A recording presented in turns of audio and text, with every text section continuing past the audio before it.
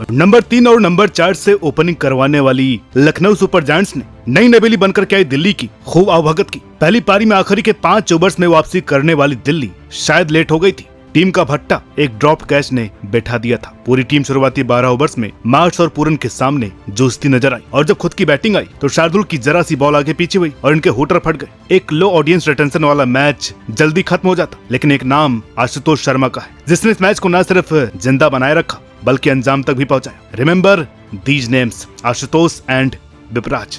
12 over में 105 के बाद अगले 106 रन 45 गेंदों में बनाने में उनका सबसे बड़ा किरदार रहा और ऊपर से पंत की मिडिल ओवर्स में डिफेंसिव कप्तानी ने दिल्ली को कभी अंदर तो कभी बाहर वाला नाच नचाए रखा। लखनऊ सुपर जायंट्स ने पहले बल्लेबाजी की और दिल्ली कैपिटल्स को गेंदबाजी करनी थी, लेकिन क्या हुआ, एलएसजी ने 8 विकेट पर 209 का स्कोर खड़ा कर दिया। निकोलस पूरन ने तहलका मचा दिया, लेकिन सबसे महंगे ऋषभ पंत 0 पर आउट हो गए। एलएसजी के बल्लेबाजों ने वैसे कोई कसर नहीं छोड़ी, लेकिन जो स्कोर 240 जा सकता था वो पूरन के आउट होते ही लड़खड़ा करके 208 तक ही जा पाया। अब मिडिल ऑर्डर के बैट्समैन अगर ओपन करेंगे तो हाल तो यही होगा। पहली इनिंग शुरू हुई तो मार्करम और मार्श ने ओपनिंग की। मार्करम ने थोड़ा समय लिया, फिर बल्ला चलाया। मार्श ने भी कुछ ऐसे शॉट मारे कि डीसी के गेंदबाज सोच में पड़ गए, अरे ये बल्लेबाज कौन है। एलएसजी ने 8.1 ओवर में 1 विकेट पर 100 रन बना लिया था, लेकिन मार्श ने कोहराम मचाया हुआ था। एलएसजी की शुरुआत शानदार थी क्योंकि मार्करम के निपटते ही निकोलस पूरन आए और उन्होंने आते ही धमाल मचा दिया। 30 गेंदों में 75 रन, 6 चौके और 7 छक्के। वाह रे डीसी के गेंदबाजों को लग रहा होगा कि भाई ये क्या हो रहा है। पूरन का स्ट्राइक रेट 250 का था। स्टेप्स के 1 ओवर में लगातार 6 छक्कों के साथ कुल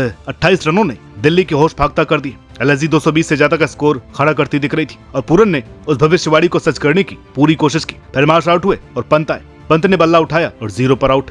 अब शायद पंत को भी थोड़ा समय चाहिए या फिर इनका बल्लेबाजी क्रम थोड़ा ऊपर होना चाहिए था। इतना नीचे क्यों भेजे गए ये पता नहीं। पंत का आउट होना एक टर्निंग पॉइंट था, खास करके उनके पहले मैच में एलएसजी के कप्तान के रूप में। उसके कुछ देर बाद पूरन भी चल बसे। फिर मिलर आए और शुरू में ही डिफेंसिव हो गए। जब पूरन आउट हुए तो मिलर ने इनिंग्स को संभाला, लेकिन आखिरी 2 गेंदों पर लगे 6 को छोड़ दें तो 15 ओवर के बाद अगले 28 बॉल्स में केवल 27 रन बने। अपने आखिरी ओवर में मिचेल स्टार्क ने 2 विकेट लिए। अब बात करते हैं बल्लेबाजी क्रम की। एलएसजी के पास ओपनर तो है नहीं, तो उन्होंने मार्करम और मार्श को ओपनिंग के लिए भेजा, ठीक है, लेकिन फिर से वही सवाल, क्या पंत को ऊपर रखना चाहिए था। डीसी के गेंदबाजों ने क्या किया, स्टार्क ने आखिरी ओवर में 2 विकेट लिए, अच्छा काम किया। कुलदीप यादव ने भी कुछ विकेट लिए, लेकिन पूरन को कैसे आउट किया। क्या डीसी के गेंदबाजों ने उनके लिए कोई खास योजना बनाई, शायद नहीं।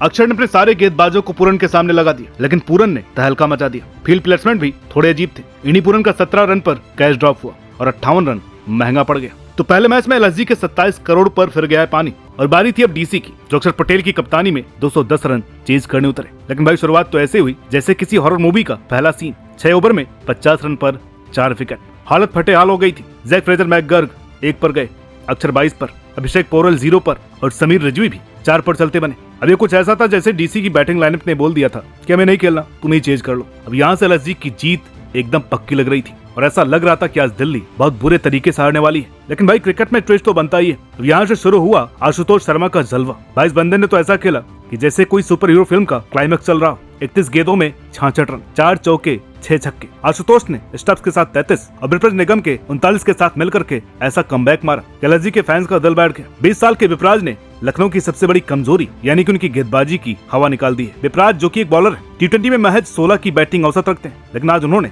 एलएसजी की बॉलिंग और कप्तानी दोनों को एक्सपोज कर दिया। और अब बात करते हैं ऋषभ पंत की कप्तानी की। जैसे दूसरी पारी में ऐसी थी जैसे कि कोई बिना स्क्रिप्ट के फिल्म डायरेक्ट कर रहा हो। पहला बड़ा फेलियर बॉलिंग चेंजेस। भाई जब डीसी 5 विकेट खोकर के स्ट्रगल कर रही थी तब पंत ने प्रिंस यादव को ओवर दिया और विकेट लेने के बजाय रिक्वायर्ड रेट से मैच जीतने का प्लान बनाया। प्रिंस ने 4 ओवर में 47 रन दिए, जिसमें डीसी ने 16वें ओवर में 20 रन लूटे, 3 चौका 1 छक्का। शायद यहाँ पर ऐसा लग रहा था कि पंत अपनी पुरानी टीम की मदद कर रहे हो। इसे कहते हैं जीता हुआ मैच हारना। अब इस मैच को देख करके 2022 वाला भारत पाकिस्तान का मैच याद आ गया। वहाँ पर बाबर ने गलतियां की थी और वही गलतियां आज पंत ने की। विपराज और आशुतोष ने इसी का फायदा उठाते हुए 22 बॉल्स में 55 रन ठोक दी। पंत की कप्तानी देख करके लग रहा है कि 27 करोड़ में सिर्फ विकेट कीपिंग मिली, गेम अवेयरनेस नहीं।